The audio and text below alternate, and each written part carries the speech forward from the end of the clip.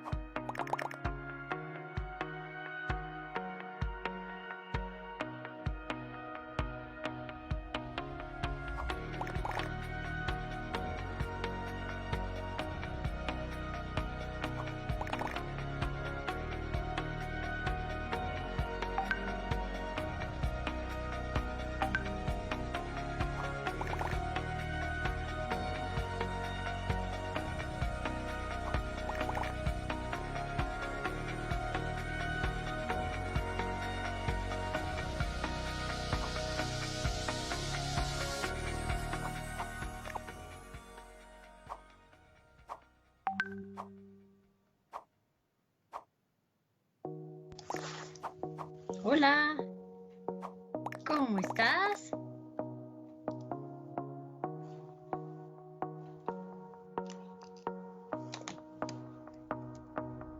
Hola, hola. Hola, ¿cómo están? Buenos días. Buenos días. Tardes. Hola, good afternoon. Good afternoon, everybody. ¿Cómo está mi doctora favorita? No te escucho nada, pero lo interpreto como bien. Está apagado su micro, Mario. No había visto que estaba apagado. Y así hasta las 2, ¿no? Así de todos, ¿no? Qué interesante, ¿no? Sí. Y hable y no escucha nada. Pues bienvenida Muchas gracias. a la tan esperada reunión que ya era justo y necesario. Y ya, ahora sí. El día de hoy, muy guapa, muy arregladita. Ay, muchas gracias. Le echamos ahí producción. Qué bueno, sí. Tapar la ojera. Ah. La ojera de la guardia, ¿no? Sí, no. Venimos frescas. Te tocó guardia ayer, ¿no? Sí, me tocó ayer chambearle. No, bueno, qué padre. ¿Qué te digo? Sí, Ahí está. emocionante la vida de un médico. Ajá. Ay, sí, no lo hagan. Ay, no. Yo el único título de doctorado algún día espero.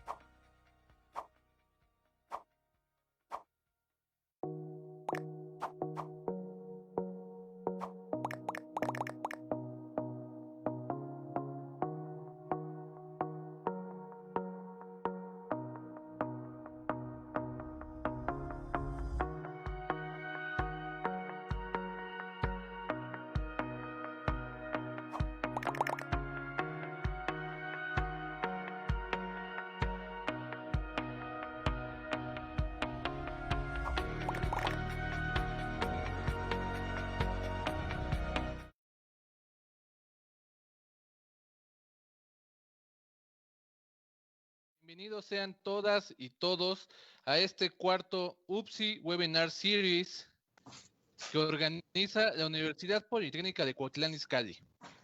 Es un gusto que nos acompañen docentes, estudiantes y administrativos de la universidad, además de muchos usuarios de Facebook. Para el día de hoy, nos vestimos de manteles largos con la presencia de la doctora Valeria de la Peña, la cual, para dar bienvenida a ella y a toda la comunidad universitaria, le damos paso a la intervención de la maestra Teresa Lisset Martínez Plata, rectora de nuestra casa de estudios. Adelante, por favor, maestra. Muy buenos días tengan todas y todos ustedes. Como siempre, es un gusto poderlos saludar en esta tarde. Hoy realmente me siento muy homenajeada y muy halagada el que pueda estar con nosotros la doctora Valeria.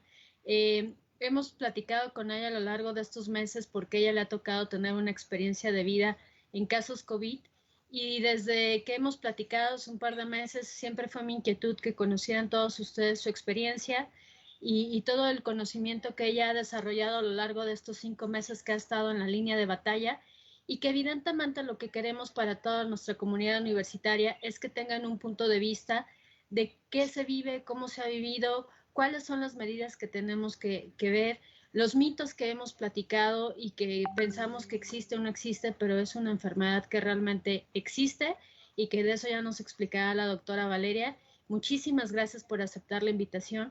Y esto esperemos que sea de gran interés, no solamente para nuestra comunidad universitaria, sino que a través de esta webinar podamos tener una herramienta más de defensa ante esta situación que se nos ha presentado de la pandemia, y que veamos que a pesar de lo complicado que puede llegar a ser, si tenemos un cuidado y una buena higiene y todos estos consejos que veremos a lo largo del día de hoy, podemos hacerle frente, porque lo más importante que queremos es regresar a esta nueva normalidad, a poder reincorporarnos cuando el semáforo así lo menciona, que sea en verde, podamos reincorporar y volver a nuestra casa de estudios, que para todos ustedes sé que es importante y para todos nosotros los extrañamos y estamos al pendiente de ustedes, que ya casi estamos a punto de terminar cuatrimestre y que lo que queremos es vernos pronto, y esperemos que esta plática sea precisamente para todos ustedes de conocimiento y de nuevas situaciones y herramientas que puedan tener ustedes, tanto desde el punto de vista médico como del punto de vista de experiencia de vida, como bien menciona la convocatoria del día de hoy. Y decirles que estamos preocupados por que nuestra comunidad esté sana, estamos preocupados por pronto reincorporarnos cuando así llegue el semáforo verde, que aún no estamos en esas condiciones, pero que de todas maneras tenemos la firme convicción de que pronto estaremos en nuestras aulas de la mejor manera, cuidándonos en cada momento, pero de aquí a ese momento, cuídense mucho, y es una de las encomiendas que nos ha dado el secretario Alejandro Fernández Campillo, secretario de Educación del Gobierno del Estado de México, y del propio gobernador Alfredo Almazo Maza, que está preocupado por la educación y el bienestar y salud de las familias mexiquenses. Pues muchísimas gracias por la invitación. Abro el micrófono y bienvenida y bienvenidos, y muchas gracias a todo el equipo de vinculación que también han hecho posible estos webinars para nuestra comunidad universitaria. Muchísimas gracias. Bueno, pues muchísimas gracias por la invitación. Ay, perdón, creo que lo interrumpí, ¿no? Sí, nada más rapidísimo, iba a dar una breve semblanza de usted, doctora, pero rapidísimo la comento. La doctora Valeria de la Peña es médico cirujano de la Universidad Nacional Autónoma de México, la UNAM, y actualmente trabaja en área de urgencias de un prestigiado hospital privado, y el día de hoy nos dará su experiencia. Adelante, por favor, doctora. Muchas gracias. Iniciando, pues, agradeciendo la invitación y sintiéndome muy feliz de estar con ustedes, de poderles compartir un poquito de la experiencia que ha sido la pandemia, ¿no? Pero del lado de los médicos. Se ha hablado mucho de cómo los pacientes y cómo la gente está viviendo esta pandemia, pero a veces se nos olvida un poquito que los médicos también estamos en una lucha constante, ¿no?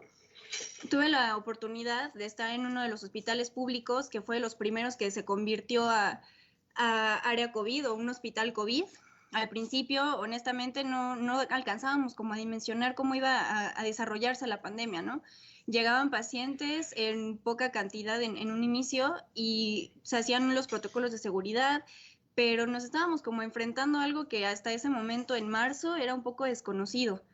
Estábamos de un día de ser un hospital que recibía de todo a solamente enfocarnos en enfermedades respiratorias, ¿no? Y al principio llegaban pacientes no tan complicados o que tenían esta particularidad de que habían ido a algún país como en Italia o España y por eso tenían el virus. Realmente no sabíamos cómo se iba a dar el contagio en nuestra ciudad o en el país, ¿no? Y les puedo comentar de algunos casos en específico. En marzo, aproximadamente en la última semana, se dio un brote en la central de abastos. Tuvimos un paciente, el cual recuerdo como muy, muy cercano. El señor llegó sintiendo que le faltaba el aire, que tenía dolor de los músculos, que sentía como que sus huesos algo raro tenía, y al ingresarlo, pues lamentablemente sus pulmones ya estaban fallando, ¿no? Tuve la oportunidad de estar con él en el primer interrogatorio, el que nosotros hacemos para saber más o menos cómo está o cómo llegó al punto donde se encontraba, y al darnos cuenta de que esa persona no tenía la opción de no salir. Si no salía a su puesto en la central de abastos, pues simplemente no había un ingreso económico para su familia. Este señor era la cabeza de esa familia, el sustento. Entonces el señor pues tuvo que trabajar y desafortunadamente se contagió. Al ingresar, el paciente tenía cierta dificultad respiratoria, su dolorcito, y nosotros empezábamos a hacer todas las medidas posibles para que lograra salir adelante. Llegó un momento en el que yo, estando en el aislado donde estaban todos los pacientes con COVID, me acerco a él y noto que le está faltando un poco más el aire, ¿no? Entonces empezamos a tratar de ayudarlo, y me llamaba mucho la atención que fuera de sus preguntas, por ejemplo, de qué me está pasando, qué me van a hacer, su preocupación más grande era cuándo iba a salir, cuándo iba a poder regresar a su trabajo, al sustento de su familia. Lamentablemente llegó en un momento que ya no había mucho que hacer.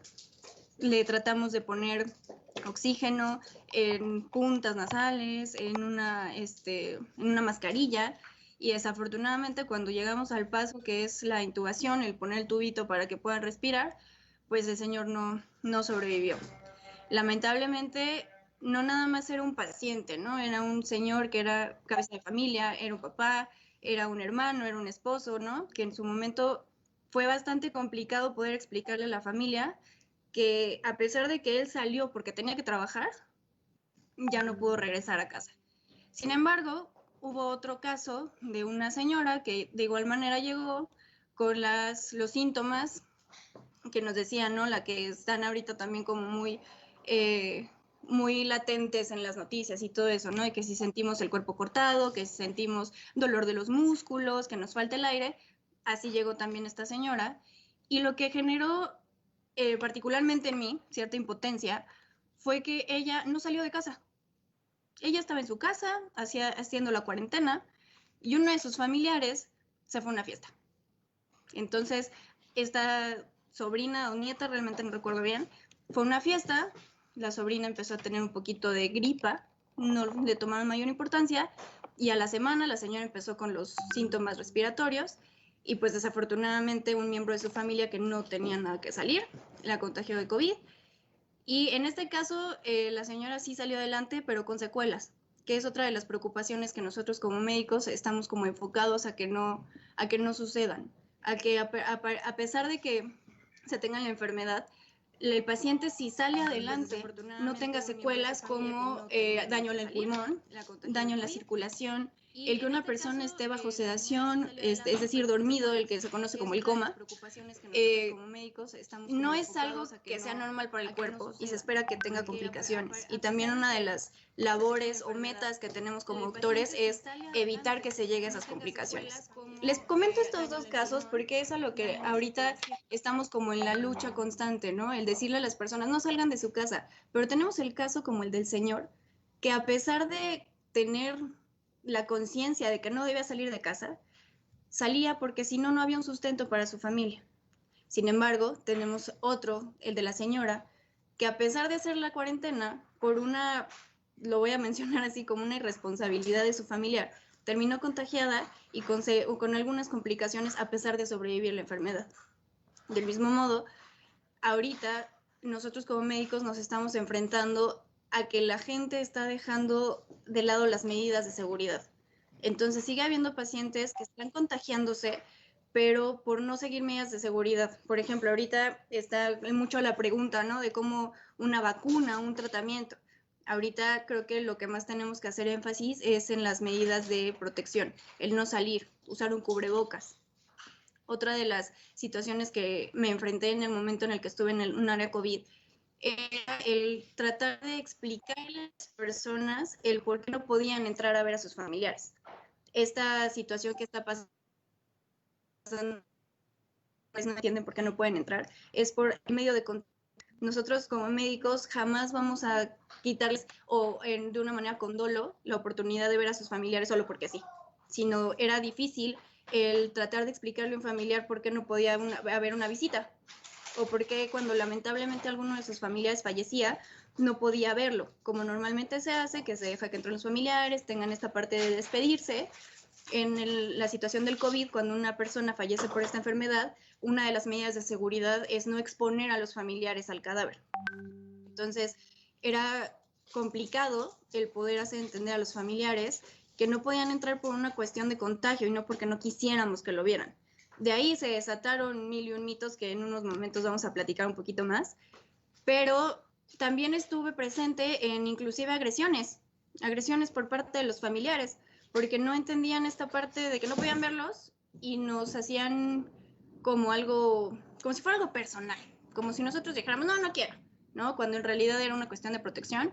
Me tocó estar con una señora que se murió su esposo, y al decirle que en el certificado teníamos que poner que fue por un caso sospechoso COVID, porque la prueba tardaba un poquito en arrojarnos el resultado, literal empezó a aventar todo lo que encontró, sillas, las lámparas, contra el médico que estaba informándole que lamentablemente había fallecido su familiar. Tomó el certificado, nos lo rompió en la cara y nos decía que pues, era totalmente nuestra culpa. Cuando investigando un poquito por qué el señor se había contagiado, volvíamos a caer en la negligencia que habían salido cuando no tenían que hacerlo, cuando podían a lo mejor esperarse un poquito más para ver a sus familiares y se iban a verlos. O cuando, por ejemplo, otra situación que nos enfrentamos fue el concierto del Vive, el Vive Latino, a lo mejor alguno de ustedes andaba por ahí.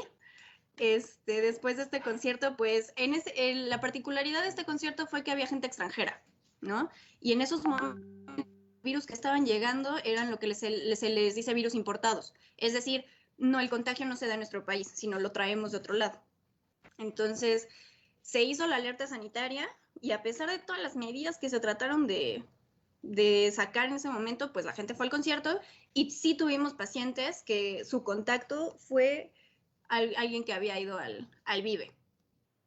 Es importante hacer conciencia de que a lo mejor si somos una persona joven, que no tienen algún vicio me refiero al alcohol, el cigarro, el consumo de alguna sustancia, a lo mejor esa persona no va a tener una enfermedad de COVID importante, es decir, a lo mejor solamente va a tener un poquito de dolor de huesos, un poquito de tos, pero ¿qué va a pasar si esa persona vive con personas de la tercera edad? Sus papás, sus abuelos, los contagia.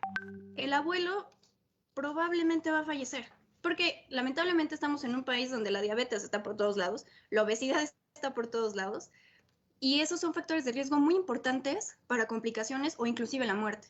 Entonces, es difícil hacer conciencia a veces como médicos de que no nada más me cuido yo, sino cuido a todo mi entorno, a todos mis familiares. Imagínense qué difícil puede ser vivir con la conciencia de que porque yo fui negligente, alguno de mis familiares falleció, ¿no? O mi mejor amigo se enfermó y contagió a su familia, y entonces el contagio a veces no lo logramos dimensionar, pero es muy grande.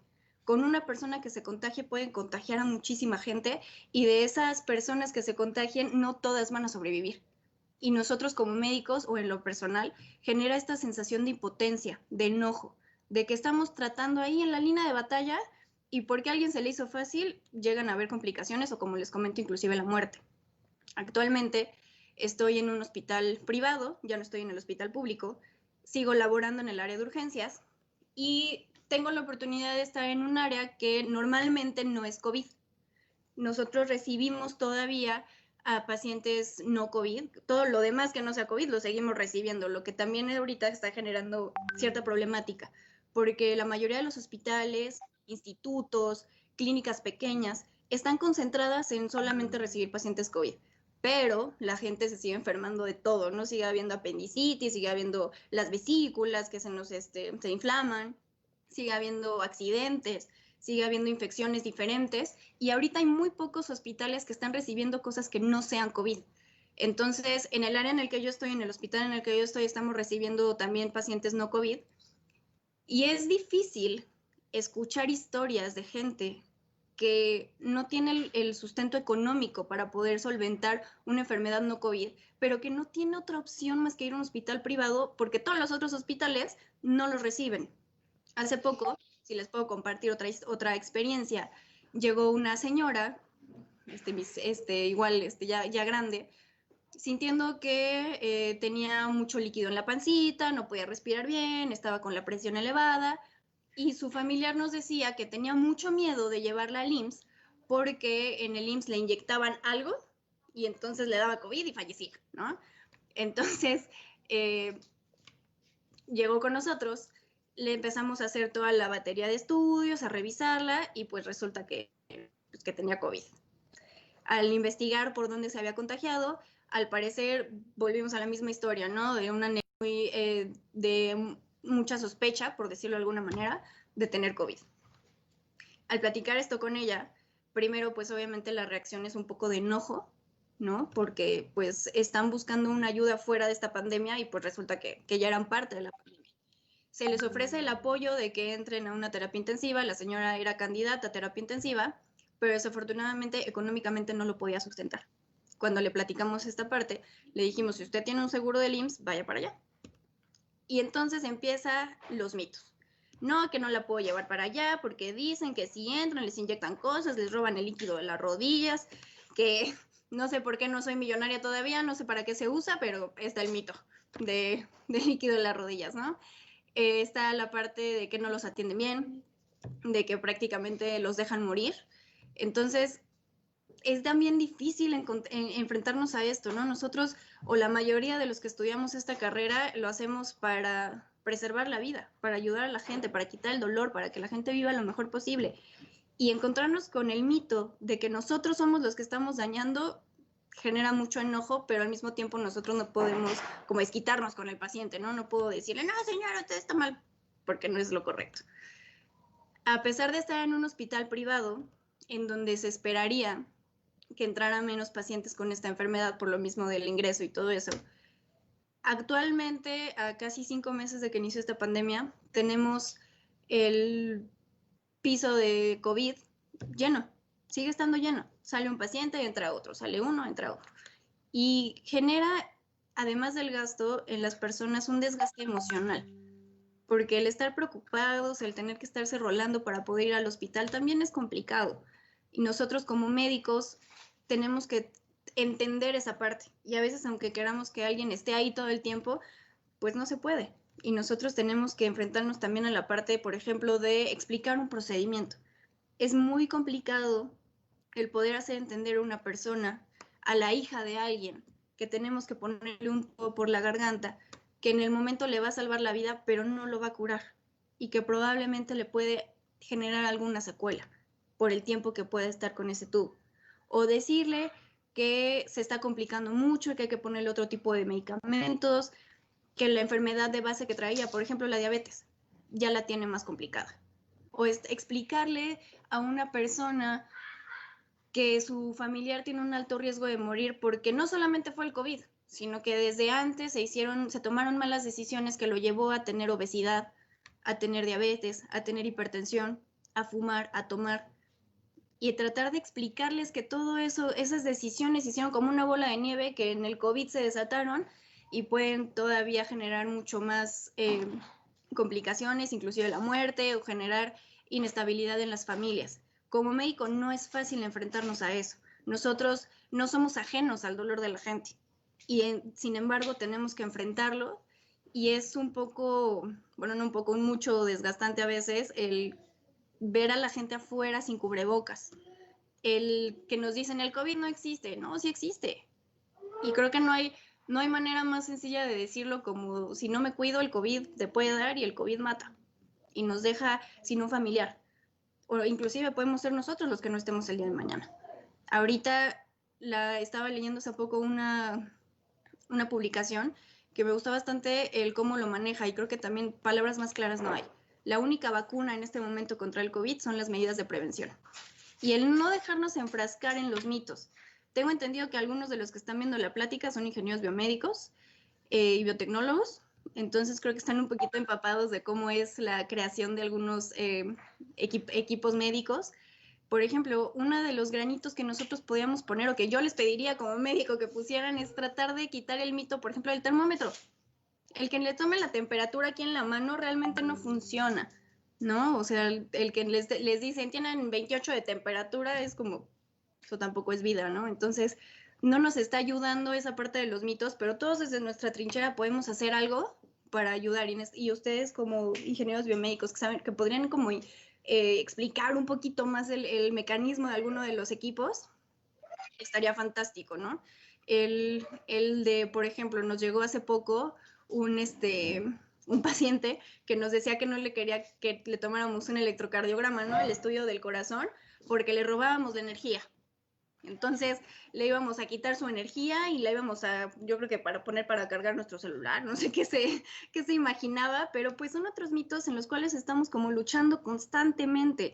El explicarle al paciente las cosas de que no nos robamos nada, no nos robamos córnea, no nos robamos líquido de rodillas, no nos robamos nada, ¿no? Que nosotros jamás vamos a hacer algo en contra de la salud de la gente. Y platicándolo desde mi experiencia, creo que los mitos es de lo más difícil a lo que me he enfrentado. El poder explicar y desgastarme, no, de verdad, eso no existe. Inclusive sufrir agresiones, ¿no? De los pacientes o decirle, bueno, si no quiere que lo atienda, fírmeme aquí y que usted se hace responsable, porque también esa es una parte que a veces es necesaria y nos dicen que no, que nosotros somos los que no queremos o que estamos inventando. Pero todo viene desde una cultura pobre en cuestión de prevención, en que parece que no estamos creyendo la gravedad del asunto, en que en estos días, como ya lleva tantos meses la pandemia, estamos como empezando a perderle el respeto y el miedo a lo que pueda suceder. Créanme que yo estoy abierta a responder las dudas que sean necesarias, porque es una de las labores que tenemos los médicos, también es la prevención.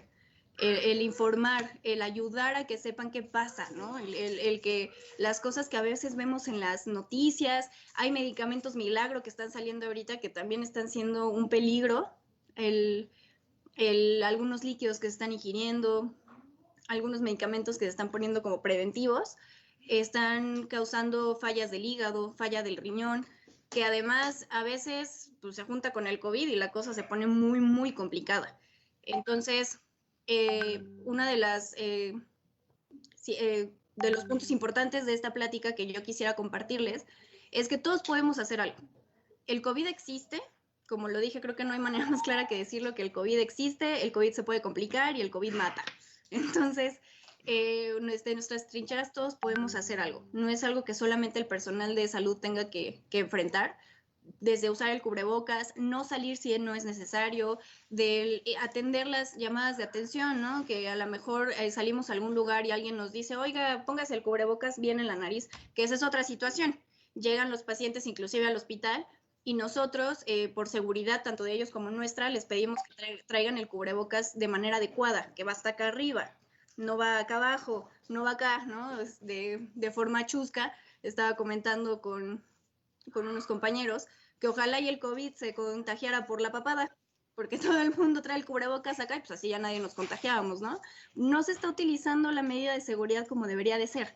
El respetar la distancia, el no acudir a lugares en horarios que no hay, algunas tiendas y centros comerciales que están teniendo horarios y que ponen que solamente una persona entre, pues sin ingenio de todos, si entra la familia completa y no respetan las medidas de seguridad. Y ahorita es la única vacuna.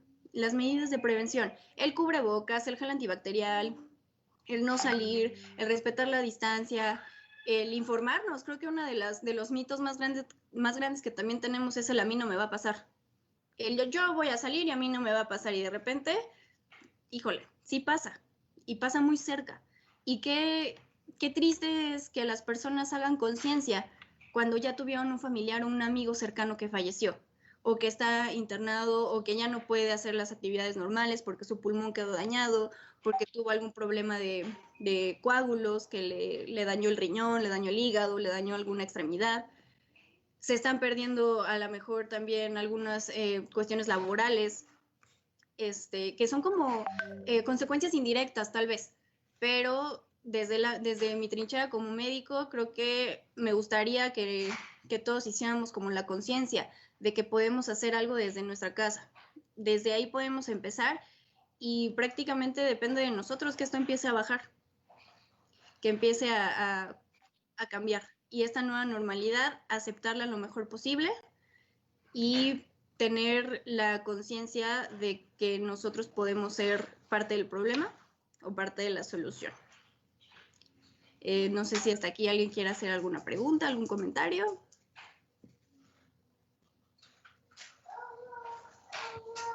Sí, tenemos ya algunas preguntas que nos está haciendo el público a través de Facebook. Primero agradecerte muchísimo esta participación, doctora. La primera que nos hace es la siguiente, es de la compañera, bueno, su nombre en Facebook es FerAV. Ella comenta lo siguiente: ¿el COVID es estacional como la gripe? Hay rumores que el clima cálido puede tener un poco el brote. ¿De verdad es eso? Esta es su primera pregunta. Ok, muchas gracias por la pregunta. Como tal estacional todavía no se perdón, perdí la palabra. No se ha estipulado que sea estacional, porque no hemos visto realmente cómo se comporta a través de más tiempo. O sea, no hemos tenido un corte en el cual se quite el virus y podamos ver si baja completamente el contagio y alguna situación de ambiente cambie el brote, que se vuelva a replicar y se vuelva a hacer el contagio, como por ejemplo es en la influenza, que la influenza sí tiene, vaya la redundancia o las palabras, la influenza sí tiene una influencia de las estaciones. Por ejemplo, estamos ya muy cercanos a la temporada de influenza, que es de noviembre a marzo más o menos. En el COVID todavía no sabemos si hay una variabilidad ahí. Se creía en un inicio que las temperaturas elevadas de zonas cercanas al Ecuador podían contrarrestar un poquito la vida del virus. Sin embargo, ahorita está en todos lados. Se empezó a dar el contagio, ha sobrevivido el virus, se han dado los brotes, entonces todavía sigue en investigación que el calor en ambiente sea una variable que pueda disminuir el contagio. Todavía no está descrito. Perfecto. La siguiente pregunta, por favor, doctora. Esta nos las hace Fer Alonso. Él comenta lo siguiente: después del contagio, ¿el paciente se hace inmune? Una vez más, gracias por la pregunta. Hay una inmunidad que se crea, sin embargo, no se ha descrito completamente cuánto dura. No se sabe si es, por ejemplo, como cuando nos da varicela, que nos da una sola vez y no nos vuelve a dar un brote de varicela igual que como cuando éramos chiquitos, porque se genera una inmunidad. Y si volvemos a tener contacto con el virus de la varicela, no nos vamos a enfermar igual. Con el COVID se está estudiando, ahorita se ha visto que más o menos en algunas semanas después del contagio continúa la inmunidad. Sin embargo, han habido otros casos en los cuales se vuelve a activar la enfermedad y vuelve a tener los mismos síntomas. Ahorita es también uno de los puntos clave para el desarrollo de la vacuna. La inmunidad sí se genera, pero ahorita todavía no está completamente estipulado cuánto tiempo esa inmunidad puede durar y prevenir que se vuelva a presentar la enfermedad como tal. Ok, perfecto, doctora. La tercera pregunta es: si una persona que fuma contrae COVID, ¿puede desarrollar un caso más grave de COVID a una persona sana? Sí, totalmente. es un factor de riesgo muy importante el tabaquismo, el consumir el cigarro, porque el cigarro es un daño continuo al pulmón. En palabras más sencillas, el carbón se queda dentro del pulmón y evita que el pulmón tenga la elasticidad que normalmente tiene. Entonces, al nosotros contraer la enfermedad, se desatan varios mecanismos en el pulmón y al nosotros tener el carbón adentro, no dejamos que cicatrice adecuadamente o que tenga la elasticidad que debe de tener y generamos también un cierto ambiente para que el virus esté replicando y no pueda combatirlo el cuerpo. Y sí, es uno de los factores de riesgo más importantes para daño pulmonar secundario a COVID junto con el tabaquismo. Perfecto, muchas gracias. La siguiente pregunta, doctora, es de Michelle Santos Chávez. Él pregunta lo siguiente, la siguiente. ¿Una persona puede contagiarse y vivir con el COVID-19 sin presentar síntomas como si fuera una gripe común? Sí, de hecho, podemos de alguna manera clasificarlo como una enfermedad leve, en el cual nada más hay ciertos síntomas respiratorios como tos, sensación de flemas, fiebre, dolor en las articulaciones, dolor en los músculos y ya, no pasa de ahí, se trata en casa con el aislamiento, con ciertos medicamentos y también existen los casos asintomáticos. ¿Esto qué quiere decir? La persona está contagiada, tiene el virus adentro de su cuerpo, pero no desarrolla la enfermedad. Es decir, tiene el SARS-CoV-2, que es el nombre del virus, pero no tiene el COVID-19. No ha hecho la enfermedad. Sin embargo, sí puede contagiar a otras personas y no sabemos cuánto tiempo va a tener la carga viral necesaria para seguir contagiando. Entonces, puede ser enfermedad leve que parezca una gripa, y puede ser puede ser un contagio asintomático, es decir, no va a desarrollar ni un síntoma, pero tiene la infección. Ok, perfecto. Qué importante saber esto. Ahora, la siguiente pregunta también nos hace Fer AV. Ella pregunta, ¿por qué es una mentira lo de los termómetros? Lo del mito de los termómetros es porque quiero entender un poquito hacia dónde va la pregunta. El mito es que los termómetros, al tomar la temperatura en la frente, he escuchado dos versiones. La primera es que deshace las neuronas y la otra es que como que roba información o algo así. El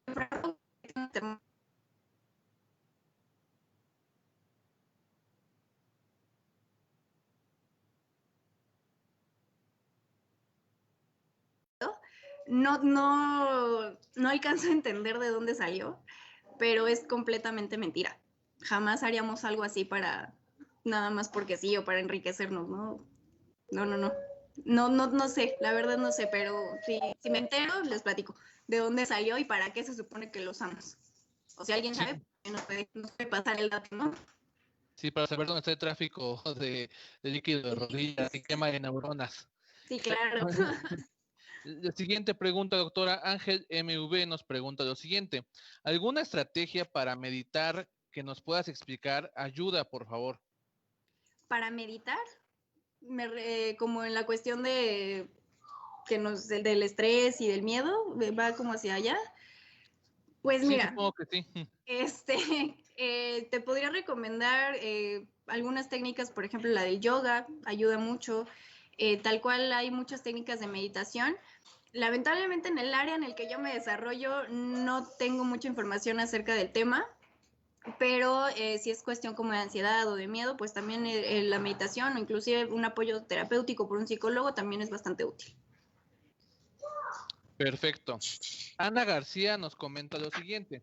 Después de estar contagiado, ¿la persona puede volver a presentar síntomas? Hay ciertos casos en los que parece que se vuelve a activar la enfermedad, es decir, la persona ya tuvo fiebre, dolor, todo lo relacionado con la infección, con la enfermedad del COVID, y después de un tiempo que parece que ya estaba curado, se reactiva porque la replicación del virus vuelve a surgir. Entonces, sí puede pasar.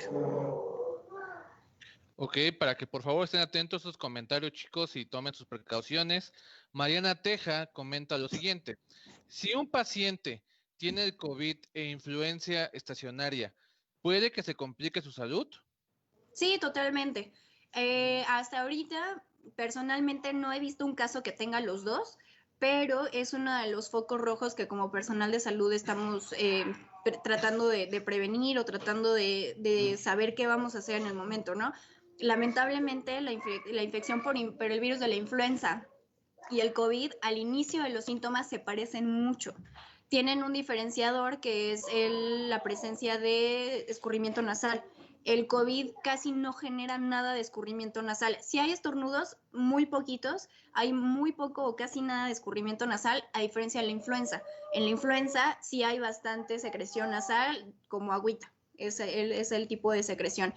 Pero sí puede pasar que estén en las dos infecciones y completamente se puede complicar muchísimo la salud de la persona. Perfecto, muchas gracias. La verdad es que los chicos están muy activos, felicitarlos. La verdad es que esta actividad ha sido excelente. Es un conversatorio muy práctico para saber mitos y realidades del COVID. Ahora, la siguiente pregunta es de Michelle M.A. Ella comenta, ¿cuál ha sido la comorbilidad que más ha afectado a los pacientes de COVID en su hospital? Ok, en mi experiencia, la comorbilidad que más ha estado presente, que más ha afectado es la obesidad y la diabetes. Son las dos que han estado más presentes y los pacientes que se han complicado más, que inclusive han fallecido.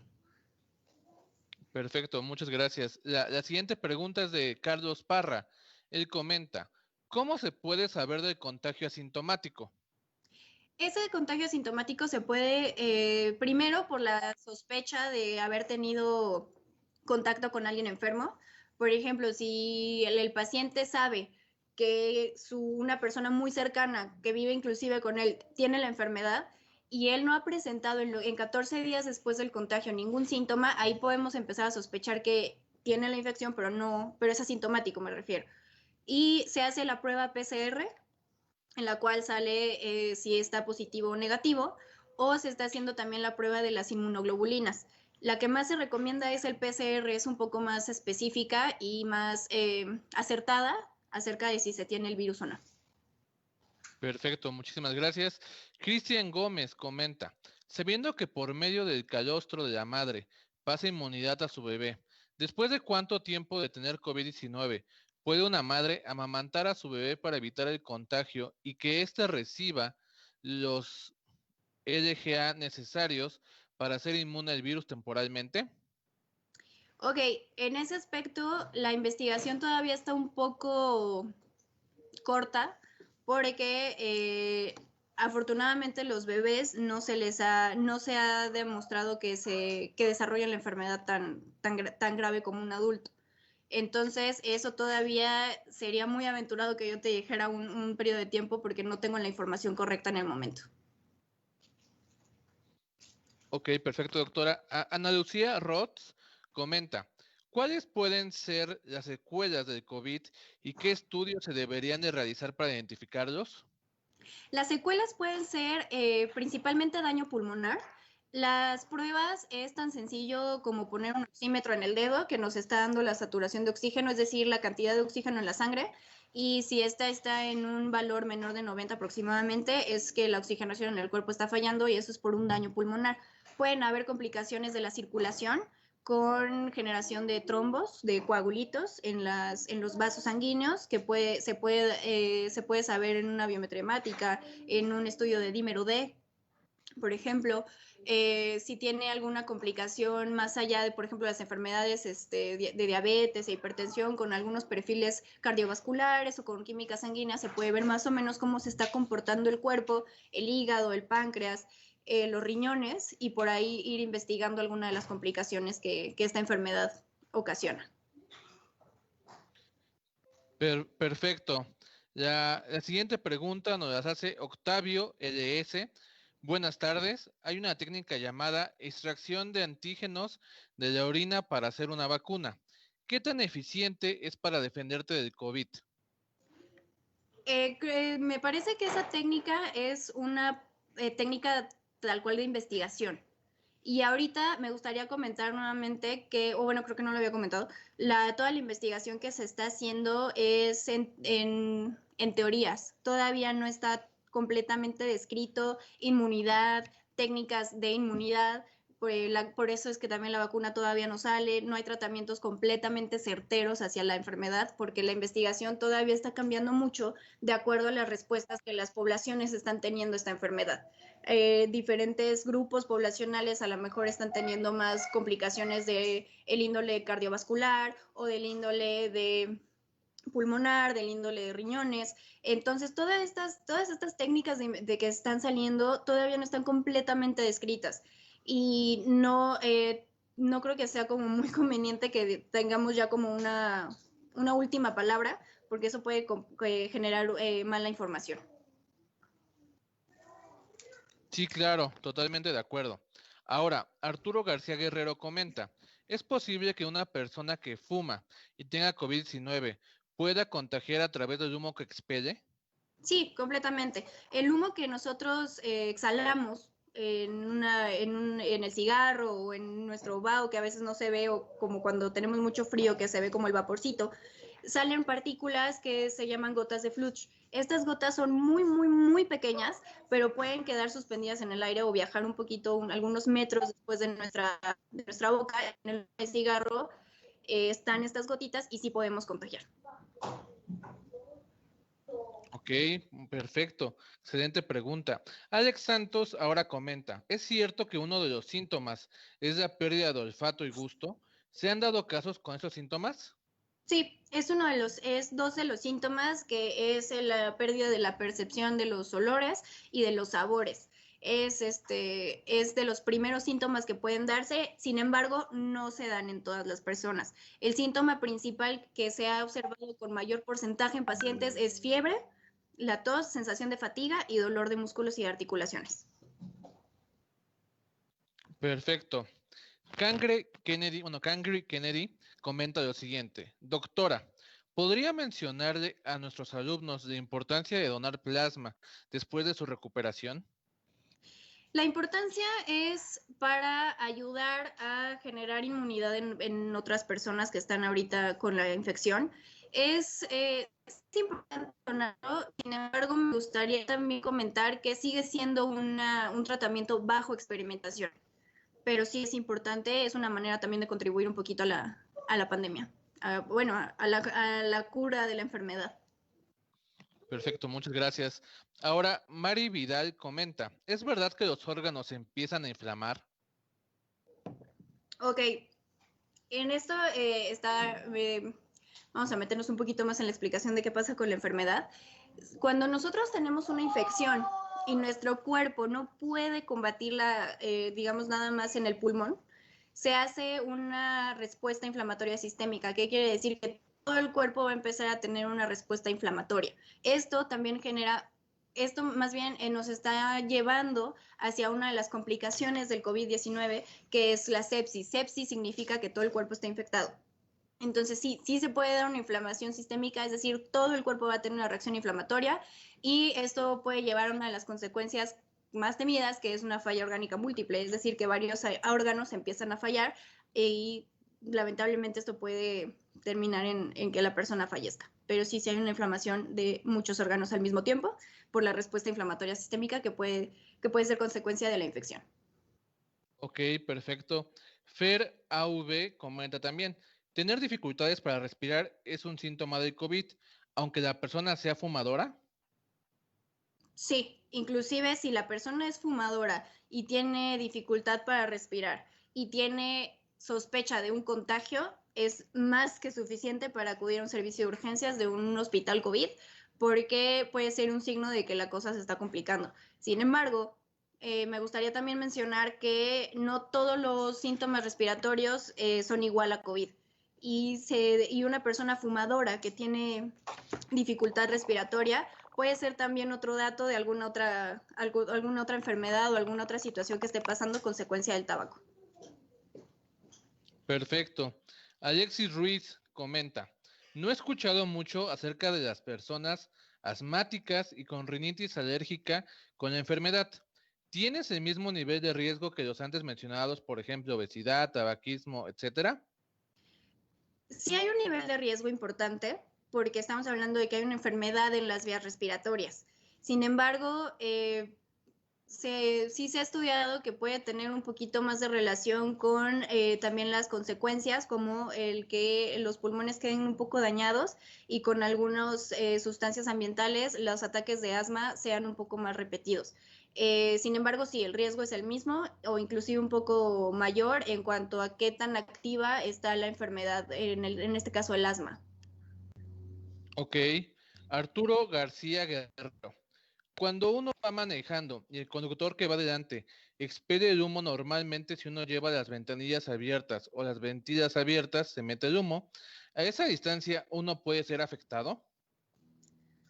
Órale, esa pregunta sí estuvo un poco más complicada, pero yo creo que sí, porque en el humo es donde están las partículas, lo que les comentaba de las gotitas de Fluch, están en el humo. Entonces, dependiendo de la distancia en el que el humo entra al auto, pues sí podría darse un contagio, claro, porque el humo viene de la boca de alguien. Entonces, al venir de la boca de alguien, pues tiene las gotitas y si está infectado, ahí va el virus. Entonces, podría darse un contagio. Ok. Michelle M.A. pregunta, ¿qué tanto ayuda el colocar o en qué situaciones es recomendable colocar a los pacientes en posición de cúbito prono? Ok, órale, esa pregunta estuvo muy buena. El decúbito prono es una posición en la cual el paciente que está normalmente boca arriba se pone boca abajo para mejorar algo que se llama la capacidad funcional del pulmón y el reclutamiento de los alvéolos. Es decir, darle un poco más de oportunidad al pulmón o al tejido que queda viable de captar más oxígeno. Normalmente se hace en pacientes que ya tienen cierto daño pulmonar, cierto porcentaje de daño pulmonar y que necesitan este aporte de oxígeno. Es cuando se empieza a hacer la pronación y se hace con intermitencia, se puede hacer 1 hora con descanso de otra hora o dependiendo de las necesidades del paciente es cuando se empieza a hacer el cambio a decúbito prono, pero normalmente se hace cuando el paciente ya tiene un cierto daño pulmonar y necesita que le ayudemos con la posición a que pueda oxigenar mejor.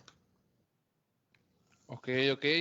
Alex Sepúlveda pregunta, aquí en México, ¿cómo estamos en estadísticos de casos de COVID-19 en niños? En niños es baja la estadística y ahí hay una explicación de por qué los niños no tienen tan agresivo. Los niños, a diferencia de los adultos, tienen una glándula que se llama timo. En el timo, que está aquí en el pecho, es donde están desarrollándose muchas células de defensa. Entonces, al niño, al contraer el virus, al tener esta, digamos, carga extra de células de defensa, tiene una menor probabilidad de desarrollar o complicarse por el COVID. Entonces, en los niños en México, afortunadamente, sigue siendo baja la incidencia del contagio. Ok. Ana Lucía Roth pregunta, ¿cuántos días después de la manifestación de la enfermedad la persona sigue con contagios? Aproximadamente 14. Ok. Edgar Reséndiz Velasco pregunta, ¿es posible que esta enfermedad dañe el sistema nervioso? Es posible por las consecuencias, es decir, cuando nosotros no tenemos una buena oxigenación en la sangre porque el pulmón no está recibiendo buena oxigenación, el cerebro empieza a sufrir por lo mismo, tampoco le llega buen oxígeno y el cerebro pues básicamente vive de oxígeno y glucosa, ¿no? Entonces sí puede haber un daño en el sistema nervioso. Una infección como tal en el cerebro todavía no se termina de describir. Sí hay ciertos casos en China principalmente de una encefalitis provocada por el virus, es decir, que el virus viajó hasta el cerebro e infectó cerebro, pero todavía no está completamente comprobado. Pero tenemos como esas dos probabilidades, que sea por una infección directa o por consecuencia de una mala oxigenación que el cerebro sufre y algunas partes pues algunas neuronas llegan a morir y algunas funciones pueden verse afectadas. Ok. Ismael Ramírez pregunta lo siguiente, ¿cómo es que una persona que sea positivo asintomático y después un tiempo sea negativo? Negativo dependiendo de qué prueba estemos hablando. Si estamos hablando del PCR, quiere decir que ya no hay una replicación viral que se está detectando por la prueba y por eso es negativo. a pesar de haber sido asintomático. Quiere decir que la replicación adentro del cuerpo bajó o ya no está y por eso sale negativa. Si estamos hablando de las inmunoglobulinas, la M o la G, estamos ante una infección crónica o aguda. Si es la IgG, es una infección crónica, y si es una IgM, es una infección aguda, me parece. Entonces, si sale alguna de esas dos negativa, quiere decir que la infección aguda ya no está. O si las dos salen negativas, probablemente la infección nunca estuvo. Ok. Ariadna Hernández pregunta, ¿se ha dado casos en el que una persona se realizó la prueba de COVID y dio negativo, pero después de algunos días positivo? ¿Cómo pasó esto? Eso pasó probablemente porque cuando se hizo la primera prueba, la replicación viral no era suficiente para que fuera detectada por el PCR. En cambio, días después, la replicación de los virus fue subiendo y entonces ya pudo ser detectada por el PCR y por eso salió en un principio negativa y después positiva. Ok, muy bien. Pregunta Aldo J. Hernández. Buenas tardes. ¿Qué es el plasma convaleciente y por qué se está investigando para tratar el COVID-19? Ok, el plasma convaleciente significa de personas que ya se recuperaron de la enfermedad. Y en el plasma hay células de defensa como las IgM o las IgGs que se recuperan y se transfunden a otra persona para ayudarla a combatir la enfermedad que en ese momento puede estar sufriendo. Está en experimentación porque puede ser una alternativa de tratamiento. Ok, muy bien. Cristian Gómez pregunta, ¿es de conocimiento que el plasma que se obtiene de las personas que fueron contagiadas ha ayudado a que las personas que estén graves se recuperen? Entonces, ¿dónde pueden las personas acudir para donar su plasma o si éste se toma de la muestra de su sangre? Y en caso de que es voluntario, ¿por qué casi no se ha hecho una campaña para promover la donación de plasma?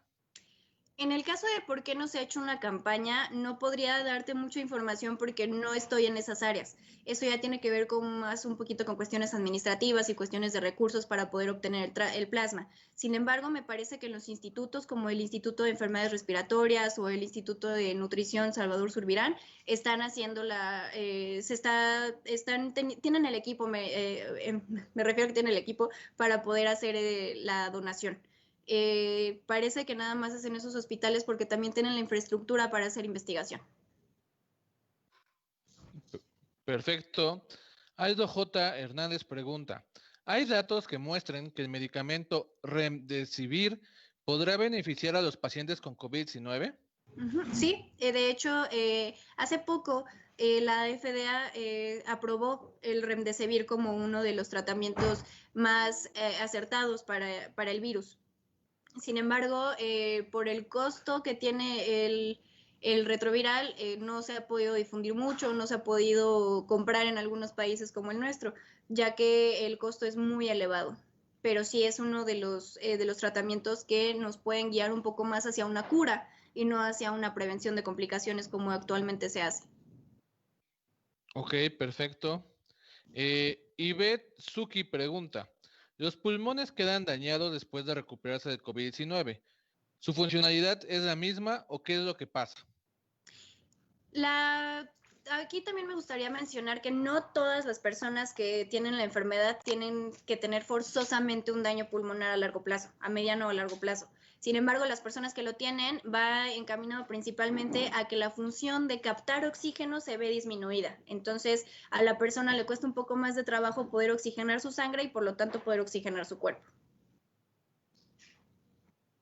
Ok, perfecto. Pues, doctora, después de esta metralla de más de 30 preguntas de nuestros chicos, la verdad es que todo lo que nos comenta, pues nos ha servido para mucho, porque los mitos, realidades, leyendas urbanas, fake news y todo lo que se comenta en redes sociales, pues genera mucha desinformación. Qué mejor que conocer de una doctora que ha vivido de cerca todo esto, pues nos dé su experiencia de vida, su parte médico y cómo poder enfrentar ello. No sé si tengo otros comentarios que hacer, doctora, para seguir con la conferencia o cerrar. Usted indíquenos, por favor. Pues si hay alguna otra pregunta, no tendría problema con seguir contestando algunas. Y también me gustaría aprovechar estos minutitos para desearles a todos los ingenieros biomédicos mañana un muy feliz día y reiterarles que, bueno, yo como médico creo que tienen una labor muy buena dentro del hospital, creo que son personas claves dentro de un hospital. Nosotros como médicos sabemos a lo mejor cómo usar un electrocardiograma o algo así, pero ustedes son los genios detrás de la máquina, entonces quisiera desearles un muy bonito día mañana, que es su día del ingeniero biomédico. Y pues aprovechar para agradecer a todos los organizadores de esta conferencia, y si se puede seguir contestando o si quisieran que en algún momento hiciéramos otra reunión, pues cuenten con todo mi apoyo. Pues muchísimas gracias. La verdad es que nos encantó la exposición. Este webinar ha sido muy bueno, con información muy valiosa. Si hay otra pregunta, de una vez te la hago. Es Claro. de Fer Alonso. Después del contagio, ¿el paciente se hace inmune? Es lo que comentábamos hace unos minutos, la inmunidad que nos puede dejar. Si hay una inmunidad, es decir, hay unas posibilidades de que se generen anticuerpos de memoria, que si nosotros volvemos a adquirir el virus nos ayuden para no desarrollar la enfermedad, pero todavía no está completamente descrito cuánto dura esa inmunidad. Es decir, si nos va a durar toda la vida o nos va a durar solo unos meses y podemos volver a contraer la enfermedad de la misma manera. Perfecto, muchísimas gracias, doctora. Y pues la verdad es que fue un honor y un placer tener en este webinar. Para cerrar esta gran conferencia magistral, pues nos hará uso de la palabra nuestra rectora, la maestra Teresa Lisset Martínez Plata. Adelante, por favor, maestra. Pues muchísimas gracias, indudablemente una grandiosa conferencia la que nos has dado. Estuve leyendo también todas las preguntas y muchísimas gracias. Gracias a todos nuestros estudiantes que participaron de manera muy activa con preguntas realmente sobresalientes. Lo de la postura también me llamó mucho la atención y cuestiones que a lo mejor tenemos muchas dudas de esta enfermedad. Les comparto que yo he tenido muchas conversaciones con la doctora y que realmente es una persona que además de haberlo vivido, como ya se dieron cuenta, no solamente en sus ratos libres de que llegaba extremadamente cansada cuando estaba en la línea de fuego en el hospital, llegaba, investigaba qué podía servir. Por ahí está desarrollando también un artículo que ojalá nos pudiera compartir más adelante cuando ya esté. Y es precisamente este tema de que ha estado desarrollando e investigando. Y el COVID yo creo que es una situación que nos pone a todos, sobre todo a nuestros futuros biomédicos y biotecnólogos, en una situación de que tenemos que seguir investigando, y eso es lo que yo pediría a nuestros estudiantes: sigamos investigando cómo enfrentar una epidemia. Realmente yo creo que de las reflexiones que nos ha dado el COVID es que precisamente somos muy vulnerables ante un microorganismo que ha parado hasta la economía y que ha parado todas las actividades en un momento determinado. Pero el desarrollo que tenemos hoy en día, el desarrollo en el área de biotecnología, por ejemplo, en la búsqueda que están los biotecnólogos en el mundo desarrollando y simplificando los tiempos de elaborar una vacuna en un periodo de tiempo muy breve, y ahí a ver si nos pudieras complementar algo, Vale, con el tema de las vacunas y este tema de que también creo que todos tenemos el pendiente. Y una enfermedad que nos ha mostrado que tampoco ha habido respuesta a un tratamiento formal, ¿no? O sea, podemos decir que es un coronavirus, pero sin embargo de los coronavirus más resistentes que hemos tenido a lo largo de la historia, ¿no? O sea, al final del camino, la influenza, a diferencia del coronavirus, del COVID o el SARS-CoV-2, nos ha mostrado que inclusive la resistencia que tienen ciertos virus y el ataque ha sido diferente. Y más allá de verlo como una situación de espantarnos desde el punto de vista científico, yo creo que es un área de oportunidad que tienen todos nuestros alumnos hoy en día en la parte biomédica, como bien decía la doctora Valeria, desde el punto de vista de cómo saber estas áreas de oportunidad que tienen los biomédicos hoy en día, de enfrentarse a un respirador, de enfrentarse a nuevos temas de innovación tecnológica para saber si un oxímetro puede llegar a calcular. Digo, estoy diciendo alguna situación fuera de lugar, ¿no? Pero a lo mejor la búsqueda de la innovación, que un termómetro nos pueda dar también la oxigenación con un oxímetro. O sea, hay que ir buscando estos temas, que es a lo que yo también invitaría a nuestra comunidad universitaria, de innovación que nos representa la pandemia, cómo tener una mejor calidad de vida ante una situación que, y yo no sé si estás de acuerdo tú, Vale, nunca vamos a regresar a la normalidad de marzo en el mundo, jamás. Esa normalidad la vivimos y a partir de marzo 2020 en adelante vamos a vivir otra situación. Me gustaría a lo mejor hacer como este tema de conclusiones contigo, Vale. Y esta parte de biotecnología, que es la búsqueda de la investigación del virus como tal, de las proteínas, que estaba leyendo que la proteína del virus es lo que está haciendo que sea tremendamente resistente, y con lo que no hemos podido encontrar la solución al medicamento para que pueda hacer que sea una simple gripita, si lo podemos ver así, porque realmente nos ha generado una situación que hoy en día toda la ciencia en el mundo no ha encontrado una respuesta que pueda hacerle frente, y ha puesto al ser humano en una situación muy vulnerable.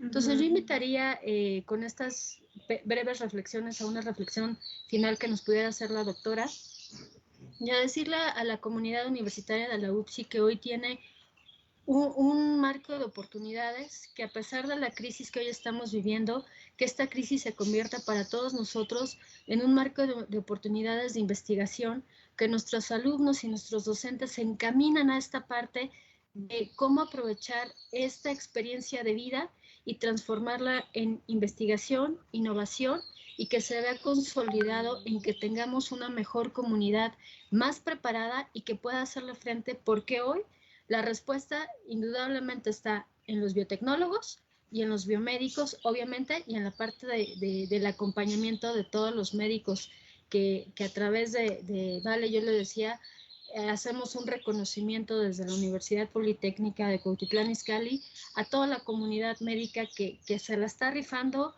que no duerme, que no ve a hijos, que sacrifica muchas cosas, y que lo hemos platicado también. El dejar la vida, el sacrificarse y el exponerse también a que puedan vivir contagios, como se ha dado una cantidad de médicos en todo el mundo contagiados, y que también desafortunadamente hemos perdido eminencias en medicina por esta enfermedad. Nuestro reconocimiento, doctora Valeria, por todo el esfuerzo que han hecho, y que siguen con una sonrisa y que siguen enfrentándose, y que bueno, tendríamos que hacer este triángulo perfecto entre biotecnología, entre biomédica y obviamente entre todo el cuerpo de medicina, que son el sector salud, que nos está ayudando a enfrentar esta pandemia. Les agradezco mucho.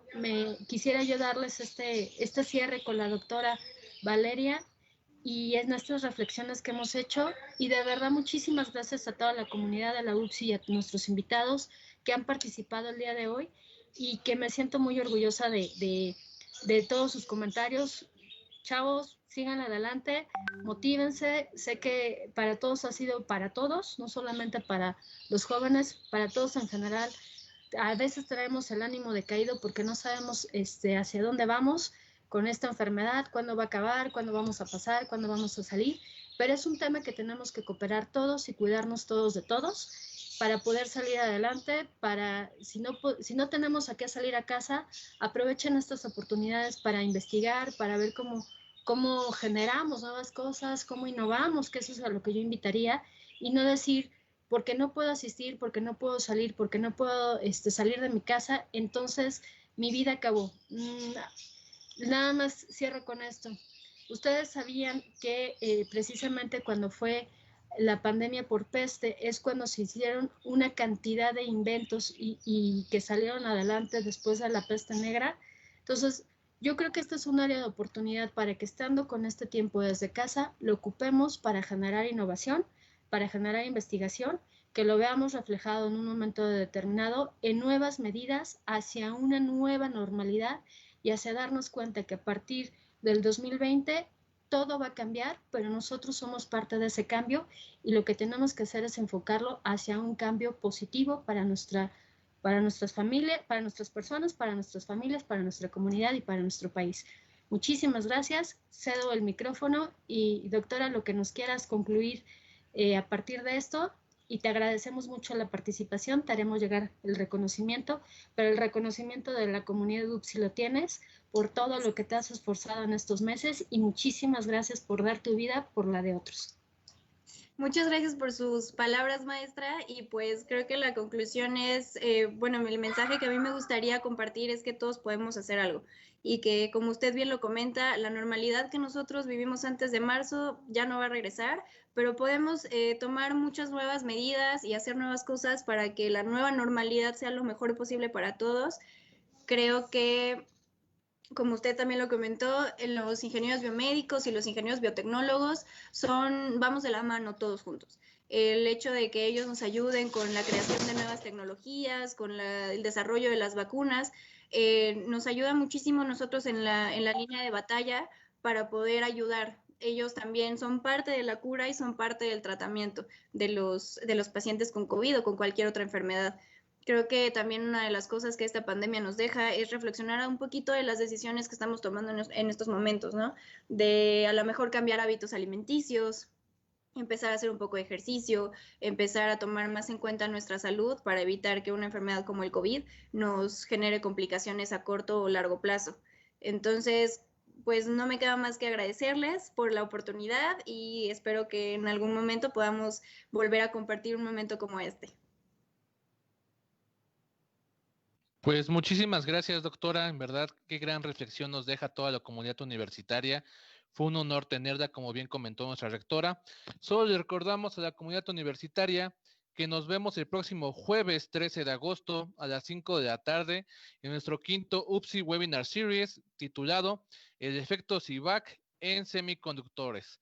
Quédense en casa y muy buena tarde.